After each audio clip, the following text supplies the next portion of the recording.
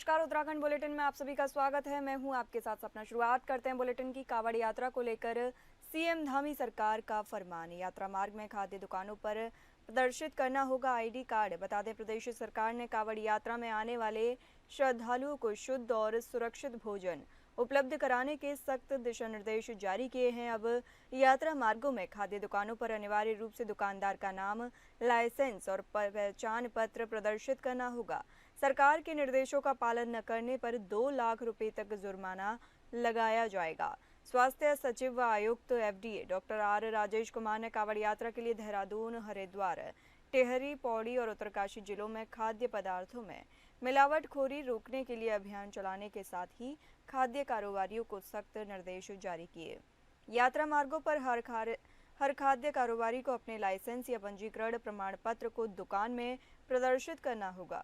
छोटे व्यापारियों और ठेले फड़ वालों को भी फोटो पहचान पत्र और पंजीकरण प्रमाण पत्र प्रदर्शित करना जरूरी होगा। निर्देशों का पालन न करने पर खाद्य सुरक्षा अधिनियम के तहत कार्रवाई कर 2 लाख रुपए तक का जुर्माना लगाया जाएगा।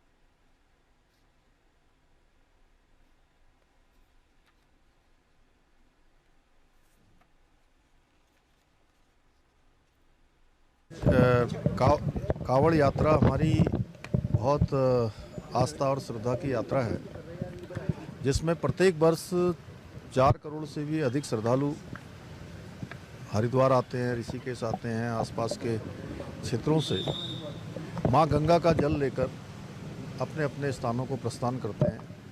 ऐसे में उनका आना जाना होता है और 2-3 दिनों की प्रक्रिया ये सब होती है।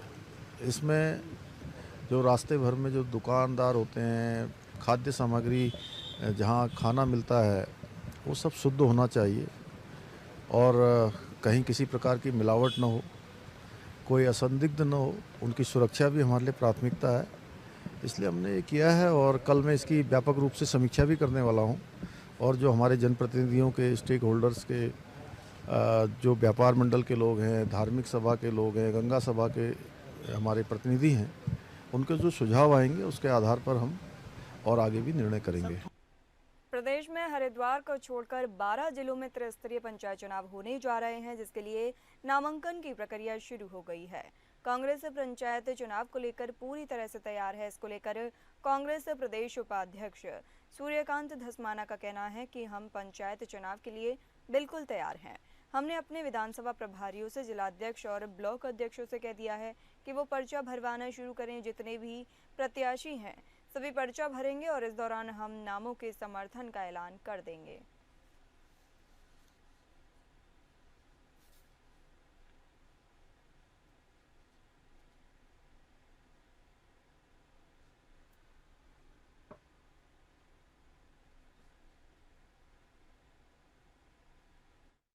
पूरी तैयारी है। हमने अपने तमाम प्रभारियों से, विधानसभा प्रभारियों से, हमारे तमाम जितने महत्वपूर्ण नेता हैं, जिलाध्यक्ष हैं, ब्लॉक अध्यक्ष हैं, उनसे कह दिया है कि वो पर्चा भरवाना शुरू करें।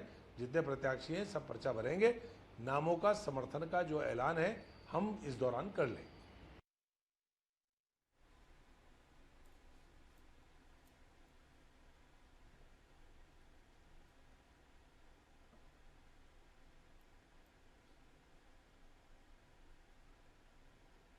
त्रिस्तरीय पंचायत चुनाव को लेकर गदरपुर के खानपुर पूर्व क्षेत्र में राजनीतिक सरगर्मी तेज हो गई है। इसी क्रम में पूर्व जिला पंचायत सदस्य गुरबाज सिंह डुमड़ा की पत्नी ने जिला पंचायत सदस्य पद के लिए नामांकन पत्र खरीदकर चुनावी रणभेरी बजा दी है। बताया जा रहा है कि वो एक शिक्षित, कर्मठ और सामाजिक रूप से सक्रिय महिला है, जो लंबे समय से क्षेत्र में जनसेवा और सामाजिक कार्यों से जुड़ी रही हैं। नामांकन के दौरान उनके समर्थकों का जबरदस्त उत्साह देखने को मिला। भारी संख्या में लोगों की मौजूदगी और गूंजते चुनावी नारों ने माहौल को पूरी तरह चुनावी रंग में रंग दिया।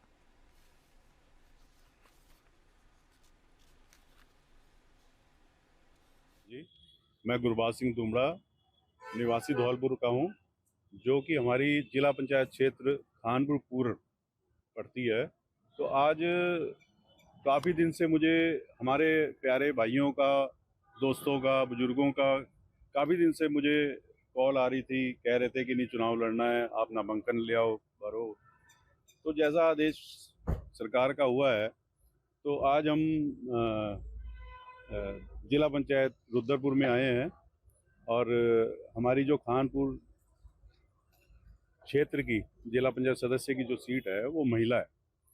तो मैं अपनी मिसेज हरनीत कौर के नाम से आज नामांकन लेने आया हूँ और कोशिश करूँगा जो हमारे भाइयों का सहयोग है, जो भाइयों की सोच है, जो उम्मीदें हैं, जो चाहते हैं, वो मैं उस बात पे खरा उतरूँ।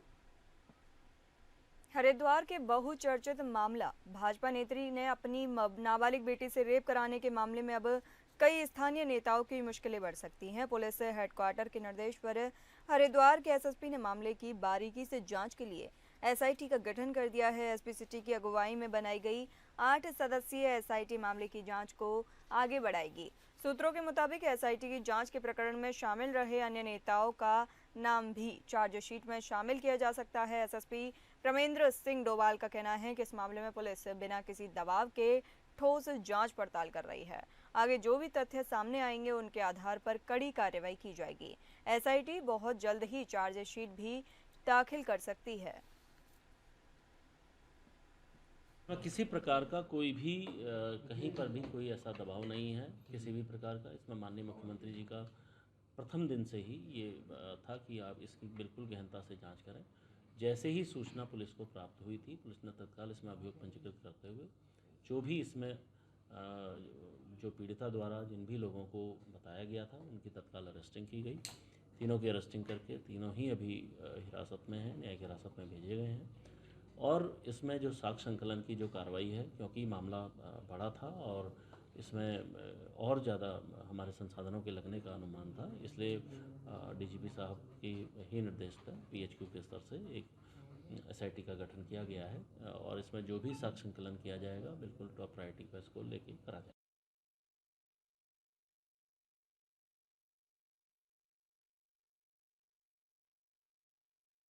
के लिए अब एक और अत्याधुनिक सुविधा शुरू की गई है। बता दें, अस्पताल के ईएनटी विभाग में वीडियो एंडोस्कोपी की जांच की सुविधा शुरू की गई है। इस तकनीकी से अब डॉक्टर कान, नाक और गले की अंदरूनी स्थिति को न केवल स्पष्ट रूप से देख पा रहे हैं बल्कि मरीजों को भी यह लाइव स्क्रीन पर दिखाया जा रहा है।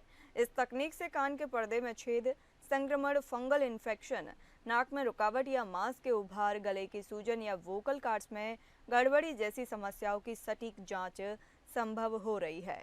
कान और नाक की सफाई भी इसी निगरानी में की जा रही है, जिससे प्रक्रिया सुरक्षित और प्रभावी हो गई है। डॉक्टरों का कहना है कि पहले यह सुविधा केवल बड़े मेडिकल कॉलेजों या प्राइवेट अस्पतालों में ही उपलब्ध थी। अब जिला अस्पताल में यह सुविधा मिलना खासकर ग्रामीण और दूर दराज के मरीजों के लिए राहत की बात है। हमारे पास 2 तरह के एंडोस्कोप हैं। एक में 0 डिग्री है, एक में 70 डिग्री है। 0 डिग्री से हम कान और नाक, इन 2 के हम लोग कोई दिक्कत है तो वो पता लगाते हैं, प्लस मरीज को भी दिखाते हैं। सेकंड जो 70 डिग्री का एंडोस्कोप होता है, उसके लिए गले के लिए, जो मुंह में गले में बोलने की तारों तक जो भी रास्ता है, उस रास्ते में कोई सूजन तो नहीं है, कोई लाली तो नहीं है, कोई मांस, कोई ग्रोथ तो नहीं बनी हुई है, वो हमको उस एंडोस्कोप में दिख जाती है और हम मरीज को भी आसानी से दिखा पाते हैं। ये सुविधा होती है इससे। जी, इस पे हमारी ईएनटी विभाग की टीम द्वारा एक एंडोस्कोपी किया गया है, जो अभी तक हमारे यहाँ पे उपलब्ध नहीं थी और जिसके लिए कई बार मरीजों को श्रीनगर भी राहत नहीं मिलती थी तो एम्स या देहरादून जाना पड़ता था। अब वो सुविधा हमारे चिकित्सालय में उपलब्ध हो गई है, जो हमारे डॉक्टर चौहान और उनकी टीम द्वारा ये आरंभ कर दिया गया है। बड़ी आपराधिक घटना होने पर अब फॉरेंसिक साक्ष्य के लिए पुलिस को फॉरेंसिक लैब पर निर्भर नहीं होना पड़ेगा। बता दें, जनपद में अब एक आधुनिक मोबाइल फोन से साक्ष्य इकट्ठा करने में मदद मिलेगी, जिससे पुलिस टीम घटना स्थल से खुद ही साक्ष्य इकट्ठे कर सकेगी। इस एक कार्यशाला में विधि विज्ञान प्रयोगशाला से आए फॉरेंसिक एक्सपर्ट ने पुलिस कर्मियों को वन से होने वाली फॉरेंसिक जांच के संबंध में भी बताया। वहीं एसपी ने बताया कि अपराध की घटित होने पर घटना स्थल से भौतिक शासन को सुरक्षित रखकर उनके संकलन के लिए प्रत्येक थाने पर all purpose crime 3 investigation kit उपलब्ध कराई गई हैं। सोशल मीडिया पर एक पोस्ट प्रसारित हो रही थी जिसमें यहाँ पर दिखाया गया था कि उत्तराखंड में भारी तबाही और जो बारिश के कारण भारी तबाही हुई है, और एक तरह से वो पोस्ट जो है फेक क्रिएट की गई थी, और शायद ये कोई बहुत पुरानी पोस्ट कहीं अन्य जगह की कहीं फोटोग्राफ लगाकर उत्तराखंड के रूप में यहाँ प्रदर्शित किया गया था, जिसको देखकर हमारे जो तीर्थयात्री हैं यहाँ पर या अन्य लोग भी जो यात्राओं पर जाते हैं या घूमने जाते हैं, उनमें एक भय की भावना उत्पन्न हुई। काफ़ी सारी पोस्ट के जो हमने मैसेजेस देखे तो और उसको वेरीफाई किया गया तो पता चला इस तरह की कोई घटना ना यहाँ पर हुई थी, ना रिपोर्टेड है, और कहीं अन्य जगह की फ़ोटो पुरानी लगाकर उसको उत्तराखंड में भारी तबाही की फ़ोटो लगाकर उसको भय के रूप में प्रसारित किया गया था, जो कहीं ना कहीं हमारे जो तीर्थयात्री हैं और अन्य यात्री हैं उनमें उनको यात्रा से बाधित करने का ऐसा लगा कि प्रयत्न किया गया था। इसको देखते हुए पुलिस द्वारा इसमें संज्ञान लेते हुए उस पोर्टल के खिलाफ जिसके द्वारा प्रसारित की जा रही थी उसमें मुकदमा दर्ज कराया गया, साथ ही साथ उसकी डिटेल निकालकर उसमें आगे की कार्रवाई के लिए पुलिस को निर्देश जारी किए गए। शहरी क्षेत्र में रहने वाले आवास विहीन और आर्थिक रूप से कमजोर लोगों के लिए एक अच्छी खबर है। बता दें, देहरादून नगर निगम ने प्रधानमंत्री आवास योजना शहरी 2.2 के तहत ऑनलाइन आवेदन मांगे हैं। इस योजना के तहत पात्र परिवारों को 2.75 लाख तक आर्थिक सहायता राशि मिलेगी, ताकि वो अपना पक्का घर बना सके या पुराने मकान में सुधार कर सकें। इस योजना का लाभ कैसे परिवारों को दिया जाएगा?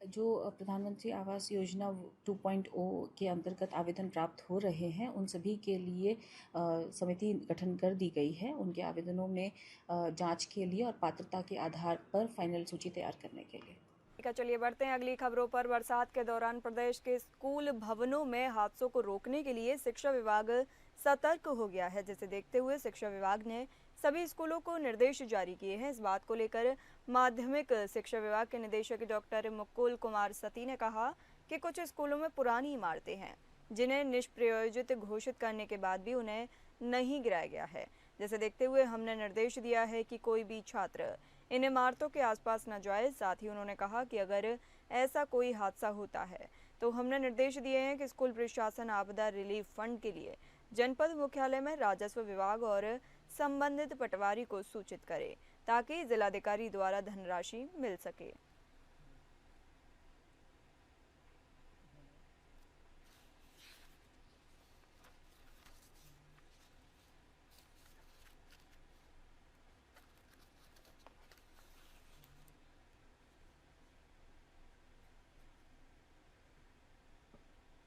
देहरादून में नगर निगम के जरिए CND यानी construction and demolition waste processing plant बनाए जाने का विचार किया गया है, लेकिन उसके लिए अभी तक कहीं कोई भी जमीन नहीं मिलने के कारण ये मामला लटका हुआ है। इस बात पर देहरादून के मेयर सौरभ थपलियाल ने कहा कि इस वेस्ट प्लांट को लगाने के लिए पर्याप्त जगह चाहिए, ताकि हम वहां पर संयंत्र स्थापित कर सके, जिसके लिए हमारे अधिकारी जगह जगह पर्याप्त जमीन तलाश कर रहे हैं। साथ ही उन्होंने कहा कि हमारी कोशिश है कि जल्द ही वेस्ट प्लांट के लिए ज़मीन मिल जाए और वहां संयंत्र लगे, ताकि भविष्य में शहर भर की सड़कों पर गंदगी देखने को ना मिल सके।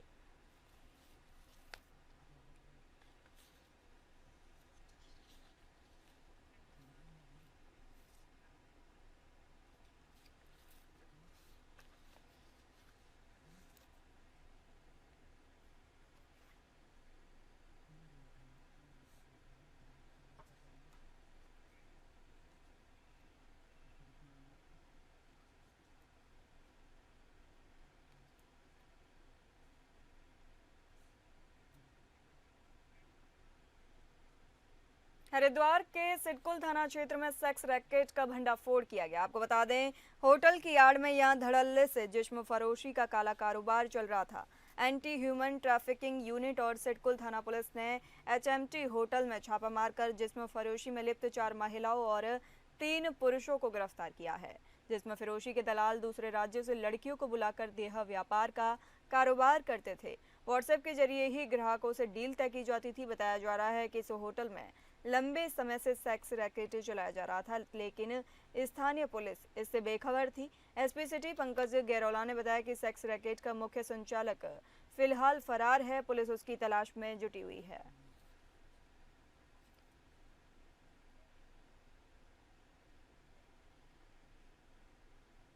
सिडकुल में आज एक सूचना मिली कि एक होटल में सेक्स रैकेट चलाया जा रहा है। इस सूचना पर ASTU की टीम और थाना सिडकुल पुलिस की संयुक्त टीम ने छापेमारी करी, जिसमें 3 पुरुष व 4 महिलाओं को इस देह व्यापार अधिनियम के अंतर्गत गिरफ्तार किया गया है और इसमें जो एक अन्य आरोपी है वो इसमें से फरार है। आपको बताते चलें कि हरिद्वार के सिडकुल थाना क्षेत्र में सेक्स रैकेट पकड़ा गया है। होटल की आड़ में यहां धड़ल्ले से जिस्म फरोशी का काला कारोबार चल रहा था। एंटी ह्यूमन ट्रैफिकिंग यूनिट और सिडकुल थाना पुलिस ने HMT होटल में छापा मारकर जिस्म फरोशी में लिप्त 4 महिलाओं और 3 पुरुषों को गिरफ्तार किया है। जिस्म फरोशी के दलाल दूसरे राज्यों से लड़कियों को बुलाकर देह व्यापार का कारोबार कर रहे थे। व्हाट्सएप के जरिए ही ग्राहकों से डील तय की जाती थी। बताया जा रहा है कि इस होटल में लंबे समय से सेक्स रैकेट चलाया जा रहा था, लेकिन स्थानीय पुलिस इससे बेखबर थी। SP सिटी पंकज गैरोला ने बताया कि सेक्स रैकेट का मुख्य संचालक फिलहाल अभी फरार है। पुलिस उसकी तलाश में जुटी हुई है।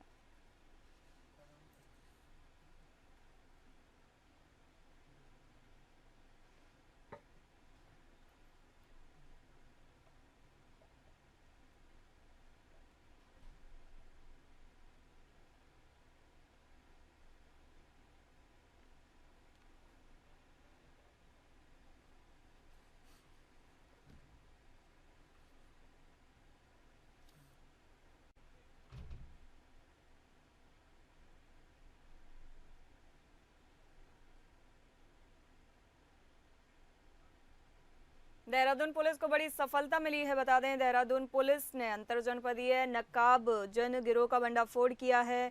अलग अलग थाना क्षेत्रों में हुई नकाबजनी की 2 अलग अलग घटनाओं को दून पुलिस ने खुलासा किया। गिरोह के सरगना सहित 3 अभियुक्तों को दून पुलिस ने गिरफ्तार किया। पुलिस ने मौके से 8 लाख रुपए मूल्य की ज्वेलरी और अन्य सामान भी बरामद किया है। पुलिस मामले की जाँच में जुटी हुई है।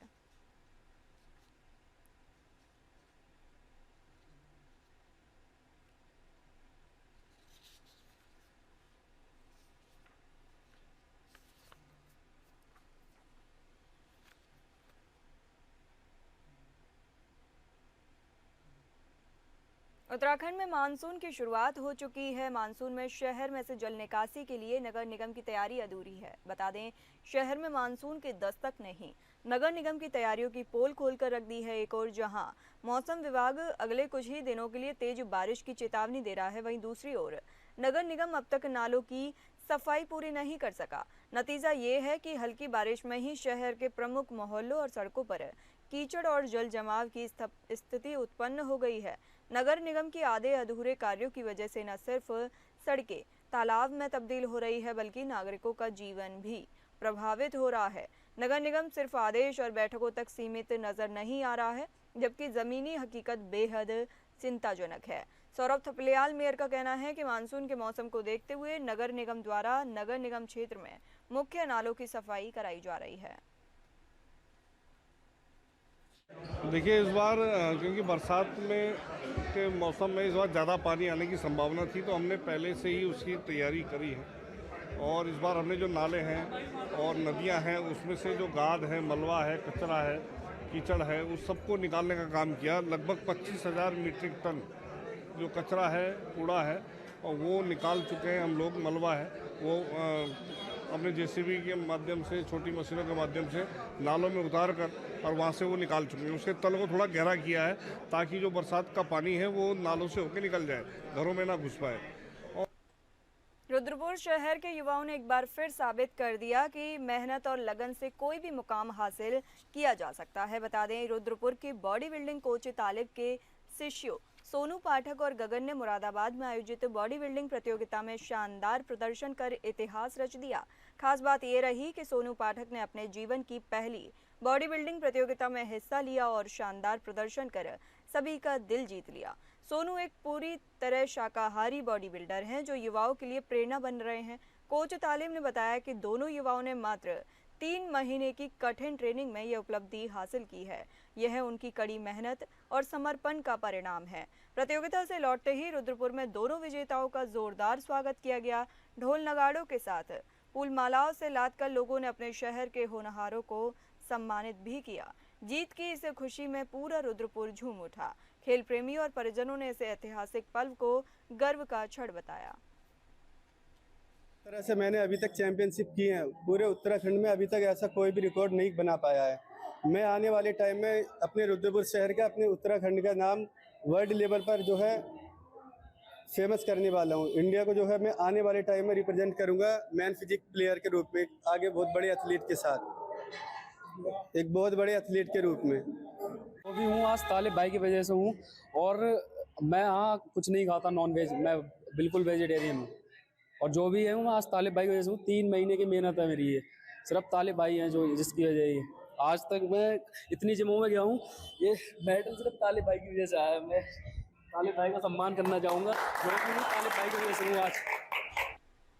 कांवड़ यात्रा को लेकर धामी सरकार का फरमान जारी हुआ है। बता दें, प्रदेश सरकार ने कांवड़ यात्रा में आने वाले श्रद्धालुओं को शुद्ध और सुरक्षित भोजन उपलब्ध कराने के लिए सख्त दिशा निर्देश जारी किए हैं। अब यात्रा मार्गों में खाद्य दुकानों पर अनिवार्य रूप से दुकानदार का नाम, लाइसेंस और पहचान पत्र प्रदर्शित करना होगा। सरकार के निर्देशों का पालन न करने पर 2 लाख रुपए तक जुर्माना लगाया जाएगा। स्वास्थ्य सचिव आयुक्त FDA doctor R Rajesh Kumar ने कांवड़ यात्रा के लिए देहरादून, हरिद्वार, टिहरी, पौड़ी और उत्तरकाशी जिलों में खाद्य पदार्थों में मिलावटखोरी रोकने के लिए अभियान चलाने के साथ ही खाद्य कारोबारियों को सख्त निर्देश जारी किए। यात्रा मार्गों पर हर खाद्य कारोबारी को अपने लाइसेंस या पंजीकरण प्रमाण पत्र को दुकान में प्रदर्शित करना होगा।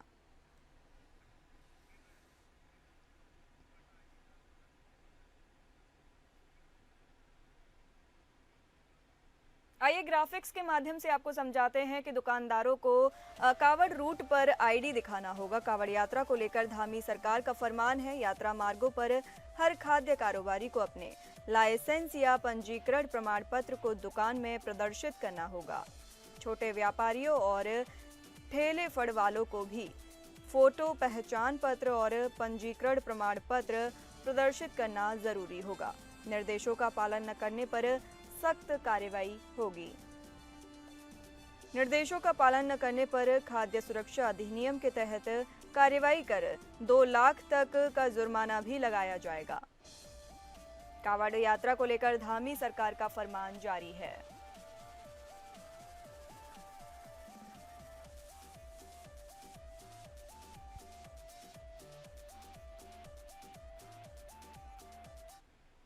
फिलहाल इस बुलेटिन में इतना ही। नमस्कार।